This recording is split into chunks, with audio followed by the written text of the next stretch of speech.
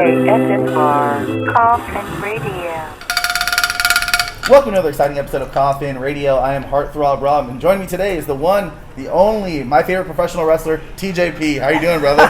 Thank you very much. That's really kind words. Thank you. Dude, I think you're freaking amazing. Everything you do is so crisp. Everything looks great in the ring, and you're just a cool guy, man. It's all love, bro. I appreciate it. Thank you so much. Especially, it means a lot coming from another SoCal person. Yeah, you know? dude, I love it. I love doing stuff because for everybody wondering where we are, we're kicking it at a dual meet and greet fest with Revolution and the Wrestling Guy store.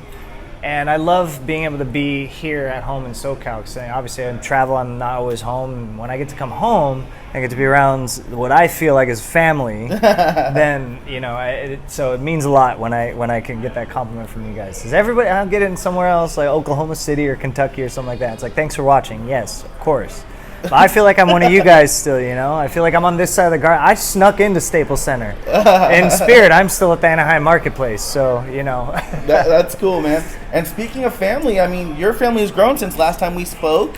You and Aria Blake had your baby. Yeah. How's the fam bam doing? Good. He's a big kid, man. We want to keep him out of the ring, but he's already making towns. Somebody made him gear.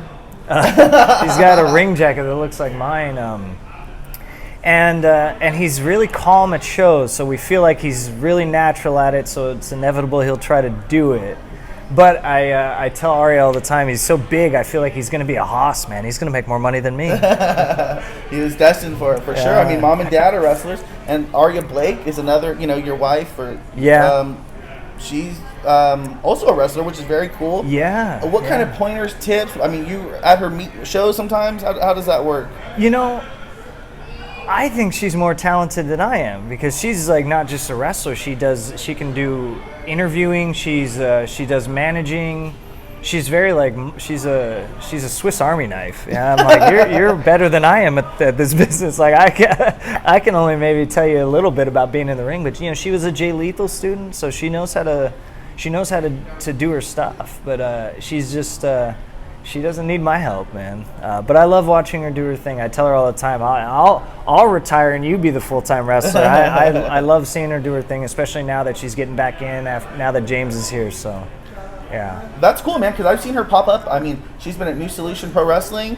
She was Pure Rasu last weekend, actually, just saw her. Yeah. And then I think she's going to be at Knox Pro, so it's so cool to have like another member of the family wrestling and part of it. That's got to be amazing. No, it is. Yeah, she's just having her first few matches back, trying to work off the rust. I know the outdoor show that we just did, the weather kicked her ass. She was she got real bad cotton mouth, and she was like, "Oh man, it's so dry." Because she's a Florida girl. She's used to humidity, and I was like, "Yeah, it'll get you, man." Especially the authentic lucha shows we got out here, you know, like in like the marketplace venues like that. I'm like, it'll get you if you're not used to it. I love it, dude. I mean, you're able to kick back there. I mean, you're with real wrestling fans that are really getting it. You know, that's cool. I love that feeling. Yeah. As you're watching her, I mean, at this point in your career, and you're still youngin', dude, but I mean, like, do you like watching it from that perspective now where you get that old school feeling, or just like watching it where you can kind of talk to her about wrestling at this point, you know? Yes. You know what I really love? I love listening to wrestling. Like, I like hearing it in the background. Like, if I'm in like a locker room, and I love hearing it.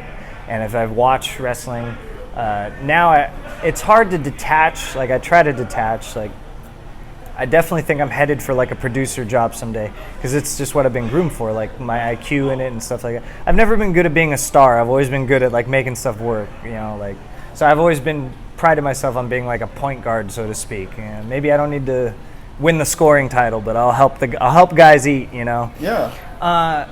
So it's hard to detach sometimes when I'm watching it and not see it analytically for what it is, but the older I get, I love just being in the atmosphere and just listening to the audience and listening to the reverb off the walls of an arena or wherever we are, you know, if it's Arena Mexico or if it's the marketplace or if it's, you know, Cork and Hall. I'm going back to Japan this summer, and you know, I love feeling the atmosphere. I don't know, I haven't appreciated it since I was a teenager, so it's like I'm appreciating it again.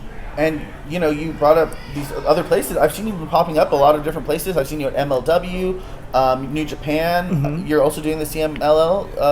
You're doing that stuff as well? Okay. Yeah. Bouncing back and forth between New Japan and CMLL a lot.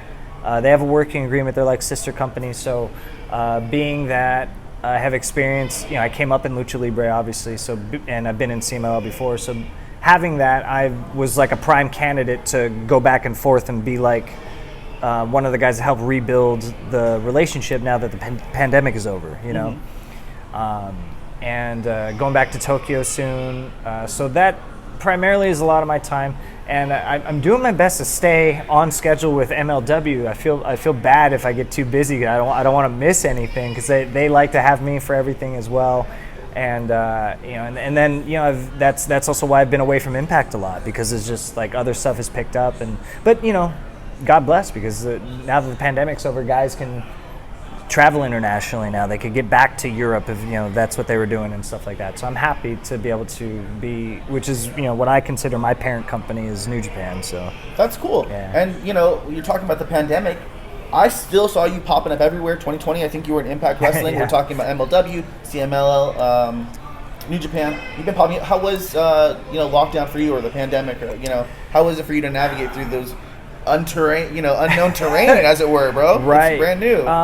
I mean, you can't even ask the OGs, like, hey, what do you do in this situation? Because they don't know either. Yeah, it's never happened before. I don't know. I mean, I guess in this sense, a worker is going to work, and I take it maybe as a passive compliment to what I can do or what I can offer, or if just I'm a boost to a locker room, because I didn't have any shortage of places to go, thankfully.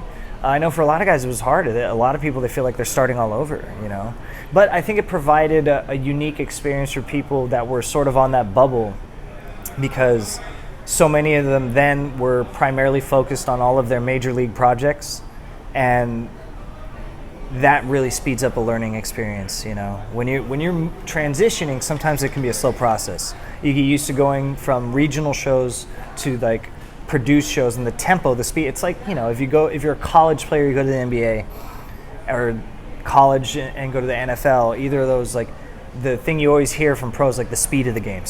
Like guys have trouble like keeping up, and that's not just the game on the field. It's like TV times and cues and stuff like that. Like you got to do this. You got to do this. Charity thing, you gotta do this, and but kickoff is at this time. Oh, but you're on Fox tonight, you're prime time, so you got these TV timeouts. Like, oh, fuck, how do I run the offense like that? And it's like, well, you weren't ready for a timeout, but TNT says you're on timeout. So that's what it's like, going from a regional show to like Monday Night Raw or something like that. And a lot of these guys that since they were on the bubble, and now it's like all they were gonna do is Dynamite, all they were gonna do is Impact or whatever. Now they're learning curve sped up fast, and you see a lot of these guys became incredible. Some of these people grew so fast. Like, I mean, look at Sammy Guevara in AEW. He was a guy that was like, man, in the future he's going to be really good. He's really great now. You may not have expected him to do it so fast, but that's what happens when you get thrown into a situation where that's all you got.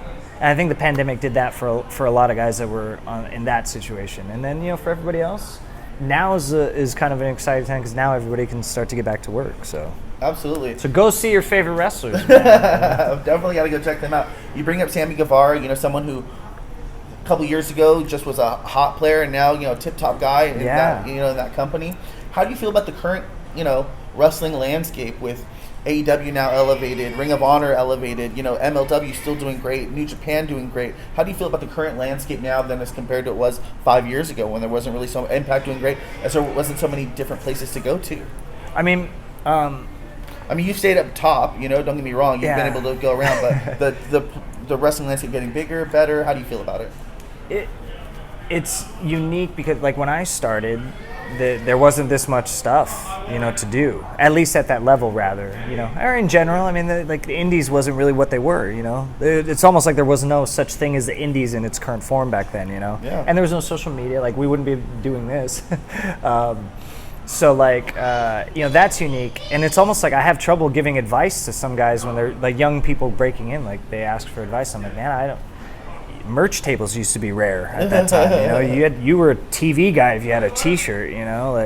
So it's different now, but it's different in a great way, because now there's a lot of opportunities. And I remember it's like a 2-horse race. When I first started, I'm old enough that when I first started, I could have been in the first cruiserweight division, the original one. And so I remember thinking like, man, I need to gain some weight, get a little older, and I better try really hard because I got 2 places to go in this country, and that's it. Ring of Honor didn't exist, Impact didn't exist. It was WCW and WWF, you know, and ECW maybe, but like that was like a weird. Folding. That was a weird place like to consider going to because you kind of didn't know how to navigate that. So you really had 2 goals to set here, and then for me, like I always wanted to go to New Japan, and then there was that or like CMLL, maybe AAA. There wasn't much, you know, and those ones because again lack of social media.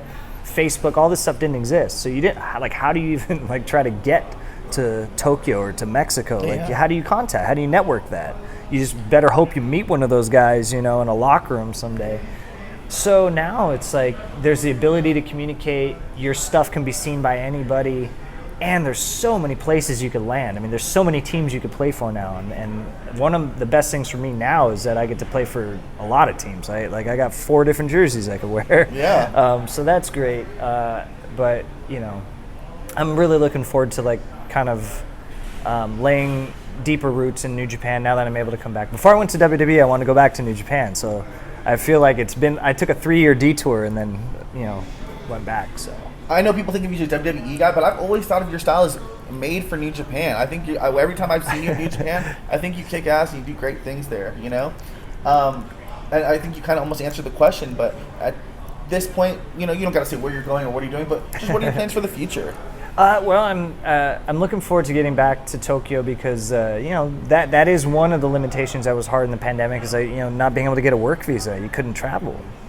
Now that I have that, now that we can get back to that, you know, there's 2 years of stuff that not just on my end, but I know on the company's end, and not just for me, but like for everybody. They're like, man, there's a lot of guys we were hoping to start building and working with, and they couldn't do it. Mm-hmm. So that's primarily on my plate. And you know, getting back to Mexico recently in CMLL, man, I really fell in love with Lucha Libre again, and Arena Mexico.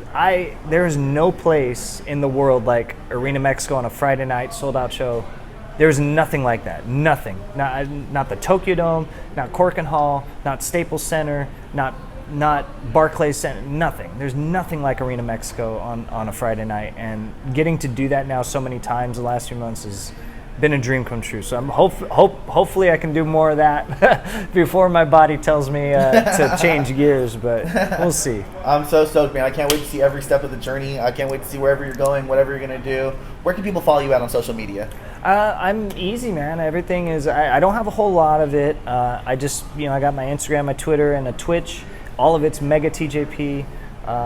Don't really have anything else. I don't have a TikTok. I don't have a Facebook. I think my manager made one for me, but I don't look at it. So if you send messages or compliment or comment, I can't see it. So, but you can find me at those few, and these days it's flooded with James crawling or something. So. That's so cool, man. That's so badass. You got the family going now too. That's cool. Well, I just want to say thank you so much, TJ, for coming onto the show. I really appreciate it, man. Thanks very much, brother, for having me. Very cool. And if you like what you're watching, then hop in the Coffin. Follow us on social media at Coffin Radio. Coffin is spelled with a K. And that's all for today. And that's for Hearthstone Rob and TJP. Okay, sorry. And that's all for today. Bye. ASMR Coffin Radio.